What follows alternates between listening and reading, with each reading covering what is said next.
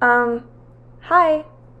Hello guys, welcome back to my channel. If you are brand new here, my name is Nikki and this is my book Nook. Y'all, I just want to talk to you for a second before we get started. First of all, I started a bookstagram, finally. Go follow it for daily updates and to be the first to know about lots of fun and exciting things coming up. And also just to chat with me. I love reading y'all's DMs, your comments, they literally make my day. So this is a way more personal way for us to be connected with one another. With that out of the way, let's just talk for a second about the friends to lovers dating trope, specifically the childhood friends to lovers dating trope. Can y'all explain to me why? Maybe this is just me personally, I'll speak for myself. This trope, I have such a love-hate relationship with it.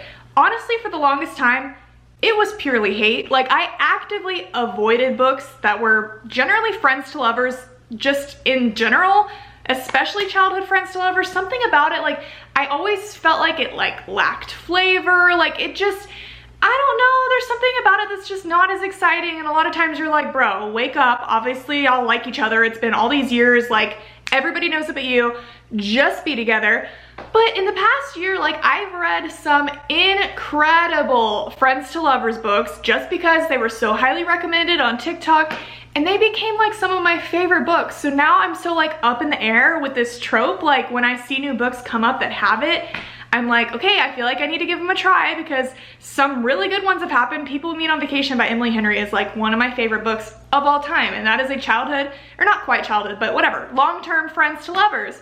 So when this new book came out and started getting talked about on TikTok, I'm like, I gotta pick it up, you know? I gotta give it a try. The cover is super cute. I'm on a rom-com kick right now. It's The Cheat Sheet by Sarah Adams. As you can tell by this cover, we've got a bit of a sports romance. It is a friends to lovers. You can see by the line that there is some tension here. What's the deal? Me overanalyzing this like I have any idea what I'm talking about. But do you guys feel me? This cover, I was like, I gotta give this a try. It sounds super cute. I heard that there was like a fake dating aspect to it. And I'm like, okay, let's go. And let's just talk about it. So this story follows a girl named Brie and a guy named Nathan. They have been best friends since they were in high school. Brie, as you can tell by the cover, is a ballerina and Nathan is a football player. They became friends in high school because both of them would go and run on the track like Tuesday mornings, and they would be running there at the same time. So eventually they just like interacted, became friends, and they made a deal that they were gonna run together every Tuesday morning. The rest is history. They've been best friends ever since. So now fast forward, and Brie and Nathan are in their mid-20s, and Brie has been in love with Nathan this entire time. Like, we start the story from Brie's point of view. We know she's head over heels obsessed in love with Nathan. And Nathan now, present day, is a professional football player. He is in this story's version of the NFL. He's a quarterback. He's the star of the team. This man is quite literally a celebrity. And Brie has gone on. She still is doing dance now. She actually had a really bad injury that prevented her from like going to Juilliard, living her dreams. We find this out literally like in the first chapter, but Brie now works as a dance teacher. She has a studio in LA. They both live in LA, and she provides like really low cost classes to students that want to dance but don't have tons of money to do so. So because of that, Brie is, you know, doing what she loves. She's a dancer, but she's pretty broke because she's wanting to give all these kids the opportunity to dance that wouldn't normally have the opportunity because it's so expensive. So yeah, Brie and Nathan are in two very different sort of situations. Like, Nathan is a professional star football player, so has bukus of money, like so much he doesn't know what to do with it, and Brie is over here struggling, not famous at all, just like a little dance teacher in LA. And they are absolutely best friends. And the story starts out with Brie showing up to Nathan's apartment in the early hours of Tuesday, like she always does. We're talking like 6 a.m. for them to go on their Tuesday run. She encounters Nathan's current girlfriend, because apparently he goes to them very quickly. And basically the girlfriend, as to be expected, is like, why are you here? We kind of get the vibes very quickly that this is like an ongoing issue. Like, Nathan has girlfriends and they are not comfortable with how close him and Brie are. Like, they are super close best friends, talk all the time, spend tons of time together. Brie obviously is in love with Nathan. We very quickly learn, because this is dual point of view, Nathan is also head over heels for Brie, but for whatever reason, neither one of them has ever felt the need to tell the other one how they feel, because they're friends and they don't want to lose that bond and they don't want to be without each other and risk messing things up. So they just kind of like carry on being in love with each other without saying anything about it. Kind of painful, kind of annoying, but okay. So yeah, we kind of understand from Brie's internal monologue that every time it comes down to this, every time Nathan has a girlfriend and she pretty much makes him choose between her and Brie, he always chooses Brie. Every time. They're best friends. You give him that ultimatum, sorry, you're gone. So to me, it's very clear, like, homegirl, if Nathan is doing this, he clearly is into you. Why would he? I mean, I get not like getting rid of your friend just because your girlfriend doesn't like him. Like, that's ridiculous. But there's never even a discussion of like boundaries. Like, okay, maybe Brie, like, you don't show up at 6 in the morning when my girlfriend has been staying over. Maybe we don't talk every minute of every day. Like, there's never even a discussion of that. He's always just like, oh, you don't like Brie? Okay, bye. Like, homegirl, wake up. He loves you. But anyways, this story, it kind of starts out like, we're just getting the gist of Brie and Nathan's relationship. We know that they've been friends for a long time. Again, there's been a lack of communication. Neither will admit the other likes the other one. Nathan repeatedly has tried over the years to like support Brie in any way that he can, like give her money when she needs it, but she won't accept any of it. She doesn't want to take any of his charity. She doesn't want to be in debt to him. He wants her to move into his apartment because like her apartment is falling apart and awful because she's like super broke and can't afford anything better, but she like doesn't want to do it because it'll mess with their friendship. Like, there's just a whole kind of back and forth for a while in the beginning of the story where we're just seeing very clearly these best friends are very much in love with each other, but are just like kind of too dumb to see it. And then pretty much what ends up happening, this is literally in the synopsis of the book, so I don't feel like I'm spoiling it when I say this. Brie ends up going to a party with Nathan, with his other fellow teammates, and it's at a pretty nice restaurant, and she ends up getting super, super drunk, and she goes into a bathroom and she starts up a conversation with this lady that she does not realize is a reporter for TMZ, and she pretty much is just drunk rambling and basically just admits that like she has feelings for Nathan. She thinks that Nathan also has feelings for her, but like he won't admit it, and like she goes off on this like whole like tangent, and the reporter like is secretly recording her and she doesn't realize. And so that video ends up going viral and people just like fall in love with Brie because she's, even though she was like drunk and it sounds like belligerent and stupid, like she was being really cute about it, and you can tell like her and Nathan really care about each other and they've been long-term friends, and like Nathan ends up coming in the video to like rescue her from the bathroom and stuff. So like this video goes absolutely viral. Everyone is in love with Brie, in love with Nathan and Brie. Everyone's shipping them together, wants them to be together. So Brie, when she finds out this video has gone viral, is like absolutely mortified. She's so embarrassed. She's like, oh my God, Nathan can't see this. He can't know how I feel.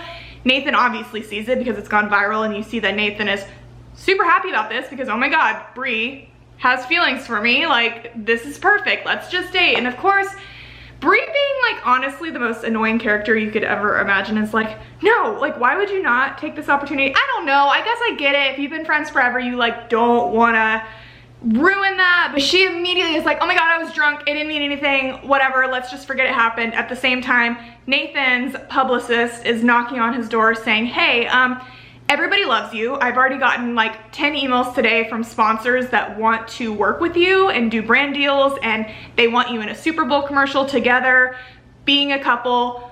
Whether you guys are dating or not, you need to pretend to date until the Super Bowl happens because Nathan's team is in the playoffs, and you need to post some pictures on socials, play it up for the media, do these brand deals, make a crap ton of money, and then y'all can go about your lives. So here enters the fake dating trope.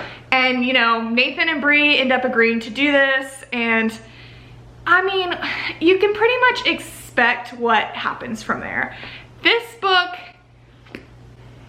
I'm gonna be quite honest, I didn't love this book. I can see how certain people would. First of all, it was very YA, and when I say that, it was too YA. Hear me out. The characters in this story are like in their mid to late 20s, and they quite literally act like they are in middle school. Brie like cringes and covers her ears at any talk of like anything PG-13 whatsoever, any like sexy time mentions. She's like la la la, like literally acts like a child, and that became so so annoying to read. Like, I think this story would have been really cute. And honestly, like, based on the cover, what I figured this was like a high school romance, or like maybe college. Like, maybe they're both in like sports programs at their college. And I think if it was that, I would have liked it a lot better. But the fact was, these were two full-blown adults, Nathan being a huge football star celebrity in like the NFL, and they are literally acting like children, and it just didn't fit. It didn't make sense to me. It was just very cutesy and rom-com-y, and honestly the ending and everything that happened, I personally just thought it lacked a lot of flavor. It was just way too happily ever after, everything suddenly falls in place, cutesy with like just no roadblocks. Like, I don't know. Hi guys, I am editing this right now and I just wanted to pop in and elaborate a little bit more. I feel like the fake dating aspect of this book, the concept was really interesting. The idea of this video going viral and like literally the entire public being invested in your public relationship that is not real. Like, I just think so much more could have been done with that, but it's almost never addressed. Like, there's never really a time where Brie and Nathan are like out in public and just like normal people are like oohing and awing over them. Like, I think that could have added such a cool element to the fake dating thing, but it just like wasn't really elaborated on. And the title of the book, The Cheat Sheet, the entire reason this book is called this is because whenever Nathan and Brie agree to do this fake dating thing, Nathan's teammates get together with him and they create this cheat sheet because they know, because everyone but Brie and Nathan know, that they love each other. And so they basically create this cheat sheet of things that Nathan can do while they are fake dating to basically communicate to Brie that he does actually like her and to try to gauge her response. And they come up with like a bunch of little things, but I feel like that could have been used so much more. Like, we do see that he does like a couple things on that list, but it's really like brought up and kind of never talked about until the very end. And I'm just like, especially for it being like the name of the entire book, I'm like, why was that not a bigger deal? Like, why wasn't that referenced more often? I don't know. I just think the entire concept was like interesting and different and something that could have been really cute and good and fun, but like the whole story just ended up turning into just a super basic, straightforward romance, and I feel like all the elements that made it interesting were just kind of ignored, and it made me kind of sad. But if y'all read this book, totally let me know if you disagree, if you loved it, or if you do agree. Validate my feelings, but yes, back to your regularly scheduled programming. I didn't vibe with this book personally. I want to give, like, especially indie authors always, like, I want to give them the benefit of the doubt. This book, it didn't have like any errors in it. It was really well written. I just personally didn't enjoy it. I think that somebody that is, you know, newer to romance, I think that this would be a great book for like somebody that's an early teen that's just getting into reading romance, doesn't want anything too spicy or intense. If you're someone that really just likes cutesy, straight up, like Hallmark movie romances, and you don't want anything that's gonna like hurt you or make you feel some type of way, you just want like a straightforward, easy read, I think this will totally be for you. Like, I think a lot of people would like this. I just think for what I personally want out of a book and what I usually go for, this just fell kind of flat for me. I would probably give it like a 2-star, maybe like 1.5. It just wasn't for me. That's not to say it's not gonna be for you, but you know guys, I just gotta be honest, that's the point of this channel. The cheat sheet was a skip for me, and I am not really understanding the hype. But you know, that's just me, and that's my review today. Thank you guys so much for watching. Don't forget to follow my bookstagram, and I will talk to y'all very soon. Bye!